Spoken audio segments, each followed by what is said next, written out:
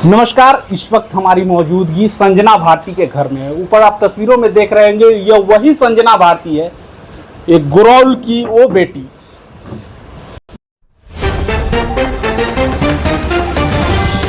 जिसका घर पीरापुर मथुरा में है। अभी हम पीरापुर मथुरा में ही हैं। बता दें कि आज 20 दिन हो गए संजना भारती के डेड बॉडी को मिले हुए, लेकिन अब तक क्या कार्रवाई हुई है वो आप समझ सकते हैं। अगर यही मामला बिहार में शराब का होता, पूरे प्रशासन एक्टिव हो जाते, रैपिड एक्शन फोर्स लग जाता और शराब को जब्त किया जाता, लेकिन ये बिहार की बेटी का सवाल है। यानी बेटी मारी जाए, काटी जाए, उससे किसी को कोई लेना देना नहीं है। सरकार को चाहिए कि शराब कहाँ है उसको पहले पकड़ा जाए, शराब कौन पिया है उसको उठा लिया जाए। लेकिन इस तरीके का जब घटना को अंजाम देने वाला व्यक्ति खुलेआम 20 दिन बाद भी घूम रहा हो, तो कैसे इस राज्य में कोई बेटी सुरक्षित रह पाएगी। अभी ये लोग काफ़ी दहशत में हैं, क्योंकि आज भी अपराधी खुलेआम घूम रहा है। हम आपको बता दें कि यह घटना 27 मई की है, जब संजना भारती एलएन कॉलेज में फाइनल ईयर बीए की छात्रा थी और वो वहाँ एडमिट कार्ड लाने के लिए गई थी और वहाँ से उसको अगवा कर लिया जाता है। उसके बाद ये लोग भगवानपुर थाना जाते हैं। भगवानपुर थाना बोलता है कि आपका घर गुरौल क्षेत्र में है, और गुरौल थाना जब आते हैं तो बोलता है कि ये घटना भगवानपुर थाना क्षेत्र में हुआ है, और इनको ऐसे ही 15 दिन तक टहलाया जाता है। 10 जून को ये लोग ऑनलाइन आवेदन करते हैं, वहां से भी कोई सुनवाई नहीं होती है। उसके बाद 26 तारीख को ये लोग कोर्ट से एफआईआर करते हैं और उस पर भी कोई कार्रवाई नहीं होती है। और 10 जुलाई को संजना भारती के घर से कुछ दूरी पे ही उसका शव एक खेत में पाया जाता है, जहां प्रशासन के द्वारा उस लाश को छुपाने की कोशिश की गई। पहले तो ये कहा गया, जब वहां गंध दे रहा था, कुछ मजदूर वहां खेत में काम कर रहे थे, उन लोगों ने बताया कि यहाँ बहुत बदबू दे रही है, और यहाँ स्थानीय लोगों के द्वारा एक डायल 112 को बुलाया गया। डायल 112 के लोग कहाँ बदबू दे रहे हैं, यहाँ तो कुछ है ही नहीं। फिर लोगों के दबाव में गुरौल थाना को यहाँ पे बुलाया गया। गुरौल थाना जब यहाँ पहुंचे तो कोई जानवर वगैरह मर गया होगा, लेकिन उसको खोदने का प्रयास नहीं किया गया। जबरन यहाँ के स्थानीय लोगों ने बोला कि चाहे जो हो आप हमको खन के दिखाइए। बोला कि शराब उराब होगा, अरे शराब हो जो हमको खन के दिखाइए। लोगों ने दबाव बनाया, उसके बाद इस चीज को खोला गया। मामला यही नहीं रहा, उस लाश की पहचान कर ली जाती है संजना भारती की छोटी बहन सालू के द्वारा, और सालू भारती पहचान करके बोलती है कि हमारी बहन है। तो प्रशासन के द्वारा बोला जाता है कि तुम्हारी बहन है ही नहीं, तुम ऐसा क्यों कह सकते हो। और वो प्रशासन के लोग जो कभी संजना भारती को देखे भी नहीं हो, जानते भी नहीं हो, वो बोलते हैं कि तुम्हारी बहन नहीं है। यानी इतना दावा के साथ कहना बड़ा सरगना इसमें दिखता है। या तो किसी सफेद पोश बड़े लोगों का हाथ है, या फिर पैसे का मामला है।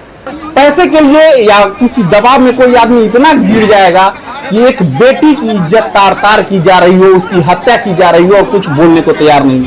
अभी संजना के परिजन है हमारे साथ, अभी इनसे जानने का प्रयास करेंगे। क्या सर के क्या क्या हुआ अब तक, क्या न्याय मिल पाया? संजना की बॉडी मिली, उसके बाद क्या हुआ, प्रशासन के द्वारा क्या मिला? संजना की बॉडी मिली है, उस टाइम से तो अभी तक हमें कुछ नहीं। एक अपराधी पकड़ा भी गया, जो केवल उसने सकारा कि हमने अपहरण किया। जो अपहरण किया तो लड़की का लाश बरामद। कौन कौन पकड़ा गया? अमन कुमार। तो पकड़ा गया, उसको पुलिस ने रिमांड पर लेके पूरा पूछता कि हाँ उसके साथ में कौन संलिप्त था, तो ये पूछा नहीं जा रहा है। हम लोगों को कुछ भी खबर नहीं मिला। एक ही केस लादा गया है कि उसने अपहरण किया तो बच्ची सुरक्षित बरामद नहीं हुआ, उसको लाश में तब्दील, वो भी 5 फुट अंदर गाड़ा गया था। तो अभी भी जो अपराधी से मिले, वो तो एक अपराधी पकड़ा गया तो पूरे गुस्ती मैंने पकड़ा जाता कि कितना आदमी का हाथ है, सबका नाम बता देता। लेकिन प्रशासन अभी भी मेरे साथ वही मजाक कर रहा है जो शुरू से कर रहा था। अच्छा, 2 व्यक्ति सस्पेंड भी हुए जो थाना प्रभारी थे, गुरौल थाना के और भगवानपुर था, उनको सस्पेंशन हो गया है। तो क्या सस्पेंशन होने से आपकी बेटी को न्याय मिल गया? नहीं, सस्पेंस होने से कुछ न्याय, मेरी बेटी तो लौट के आ नहीं सकता है। वो क्या है, उसको पूरी तरह से नौकरी से बर्खास्त किया जाता, क्योंकि वो दूसरे जगह जाएगा और फिर वही काम करेगा, और दूसरी बेटी के साथ भी वही होगा जो मेरी बेटी के साथ हुआ है। तो ये तो एक दिखावा किया है प्रशासन, हम लोगों को केवल ठग ही रहा है शुरू से, और ठग रहा है। अब हम लोग तो हार चुके हैं। अभी तक 20 दिन हो गया, एक अपराधी पकड़ा है, उसे पूछताछ भी नहीं किया गया, उसे रिमांड पर लिया भी नहीं गया, उसके दूल्हे की तरह जेल में बैठाया हुआ है। तो एक अपराधी जब पकड़ा गया तो उससे पूछा जाता कि अगर तूने अपहरण किया तो लड़की को कहाँ रखा, कैसे इस लाश में तब्दील हो गया, वो सारा गुस्ती उसी से समझ में आया था। लेकिन हमको लगता है कि पैसे की बोरे के बोरे छलनी लग रहा है और उसमें सफ़ेद पोश वाला भी उसमें मदद कर रहे हैं। तो प्रशासन से उम्मीद क्या रखे?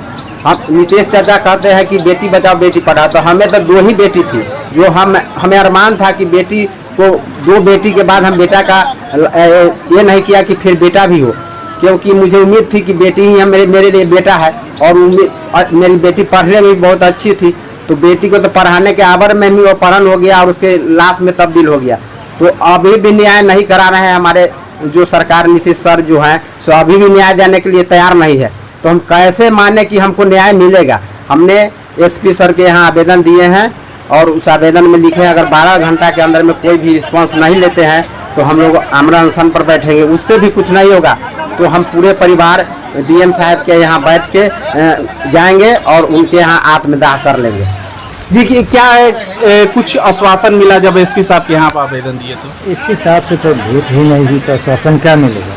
मैं आवेदन दे के आया हूँ, उसका जो है डिसीजन तो क्या उम्मीद करते हैं एसपी साहब? एसपी साहब से मैं अभी भी उम्मीद रखता हूँ। मैं आवेदन दे के आया हूँ, मैं उनको कहना चाहता हूँ कि आप सर इस केस को देखिए, आपके नीचे के जितने भी अधिकारी हैं सभी भ्रष्ट हैं, सब बिका हुआ है सब।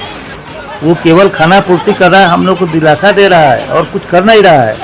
मैं आपके यहाँ बहुत उम्मीद से गया हूँ सर, यदि आप इस पर ध्यान नहीं देते हैं तो हम लोग आपके सामने अपना अनशन करूँगा, बैठूँगा, धरना प्रदर्शन करूँगा। उससे भी यदि बात नहीं बनती है तो डीएम कार्यालय के सामने डीएम साहिबा से मैं उनसे भी अनुरोध करता हूँ कि भी इस पर ध्यान दें, नहीं तो उनके कार्यालय के सामने हम लोग अंत में जी के क्या करें, आत्मदाह कर लेंगे। चलिए, यह परिवार इतना बेबस और लाचार हो चुके हैं कि अब प्रशासन से कह रहे हैं कि अगर हमें न्याय नहीं मिलेगी तो हम जी के क्या करेंगे। पहले तो अगर उसकी गिरफ्तारी नहीं होती है तो वे लोग अनशन पे बैठेंगे और उसके बाद भी अगर प्रशासन और शासन के लोग इनकी मदद को आगे नहीं आ रहे हैं, इनको न्याय नहीं मिलेगा, तो ये लोग आत्महत्या करने की बात कर रहे हैं।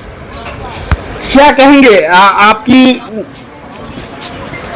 आपकी बच्ची को जो दोषी थे, जो लोग यहाँ पे उन पे एफआईआर हुई, एक लोग गिरफ्तार भी हुए, 2 पुलिस वाले जो इसमें संलिप्त थे उनकी निलंबन भी हुई है।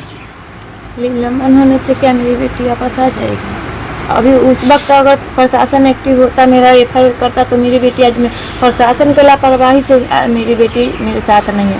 लेकिन अभी भी मैं चाहती हूँ कि अभी से भी प्रशासन अथी करे कि हाँ मेरी बेटी को इंसाफ मिले। मेरी तो बेटी अब जी नहीं सकती है, लौट के आ नहीं सकती मेरी बेटी, लेकिन इंसाफ तो उसको मिलेगा ना। अपराधी है, उसको पकड़े, उसको फांसी की सजा दी। और इतना से भी अर्थ नहीं हुआ तो हम लोग अनशन पर बैठेंगे।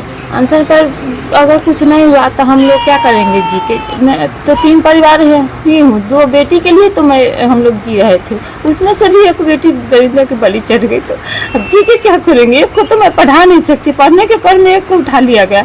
नीतीश चाचा कहते हैं बेटी बचाओ बेटी पढ़ाओ, हम तो सोचते हैं ना कि कोई माँ बेटी को जन्म ही न दे। जब नीतीश कोई बिहार सरकार बेटी की रक्षा ही नहीं कर सकता है, पढ़ाने के लिए भेजो, पढ़ाने के लिए अथी करो, पढ़ाने के लिए भेजो, वही से अपहरण करके मार दिया जाता है। उसे पास इतना बड़ा करके पोस पाल के जो पढ़ाई लिखाएगा, पढ़ने लिखने क्रम में उसको कोई दरिंदा उठा ले गया, उसको मार दिया। उससे अच्छा है कि उसको जन्म ही ना दो बेटी के।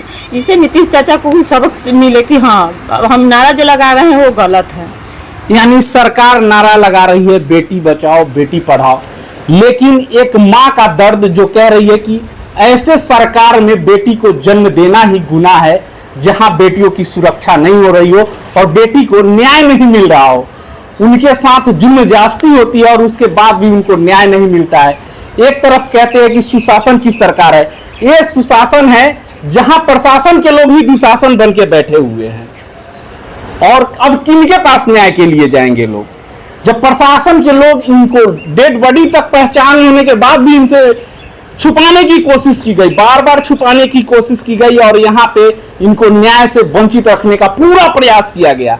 लेकिन धन है भारत की वो मीडिया और सोशल मीडिया में जुड़े हुए लोग, जिन लोगों ने इस आवाज को दबने नहीं दिया और यहां तक बात आ गई कि अब इस बात को पचा नहीं सकता है कोई, चाहे वो सफेद पोश हो या वर्दी वाले लोग हो, कोई बचेगा नहीं इस जुल्म में। जो लोग हैं उन सब का पर्दाफाश होगा और सब लोग का चेहरा लोगों के सामने आएगा। हम आपको बता दें कि यहाँ पे सरकार सिर्फ वादे करती है कि सुशासन की सरकार है, लेकिन ऐसे पदाधिकारियों जो ऐसे दुशासन जैसे राक्षस हैवान को अगर दोबारा फिर नौकरी में लिया जाता है तो क्या गारंटी है कि वहां की बच्चियां सुरक्षित होगी? अगला नंबर आपकी बेटी का हो सकता है। फिर ऐसे ही पुलिस वाले आपकी बेटी के साथ भी करेंगे, आपके बेटी के साथ कोई हैवानियत होगी, दरिंदगी होगी और ऐसे पुलिस वाले आपके केस को खा जाएंगे, उसका एफआईआर नहीं लेंगे और आप भी न्याय के लिए भटकते रहेंगे। क्या आप इंतजार कर रहे हैं कि पुलिस वाले फिर इस तरीके का घटना करें और इन्हें दोबारा मौका दे रहे हैं? क्या अगर आपकी बेटी के साथ ऐसा किए होते तो आप ऐसे पुलिस वाले को दोबारा मौका देते? नीतीश जी, अगर आप में जरा सा भी शर्म बचा हुआ है, माननीय मुख्यमंत्री जी हम आपसे हाथ जोड़ के कह रहे हैं, अगर आप में जरा सा भी शर्म बचा हुआ है तो ऐसे पुलिस वालों पे ऐसी सजा मिलनी चाहिए कि ताउम्र किसी पुलिस वाले में जरूरत ना हो कि किसी बेटी को इंसाफ देने से इस तरीके की हरकत करे और उनका एफआईआर ना ले। कोई भी पीड़ित इस तरीके से एक थाना से दूसरे थाना दौड़ दौड़ के परेशान हो जाए, कैसे पुलिस पे कोई भरोसा करेगा? पुलिस लोगों की सुरक्षा के लिए होती है और लोग पुलिस से ही परेशान हैं और पुलिस के लोग ही इन पे अत्याचार और जुल्म किए हैं। अब किनके पास जाए? आगे भी इस तरीके की खबर को लेकर हम आते रहेंगे, लेकिन ये संजना भारती का मैटर नहीं है। अगर आप चाहते हैं कि इस बेटी को न्याय मिले और आगे वाले ऐसी किसी बेटियों के साथ इस तरीके का जुल्म ज्यादती और अत्याचार ना हो तो आपको भी संजना भारती के लिए आवाज उठाना पड़ेगा, नहीं तो अगला नंबर आपके बेटी का होगा।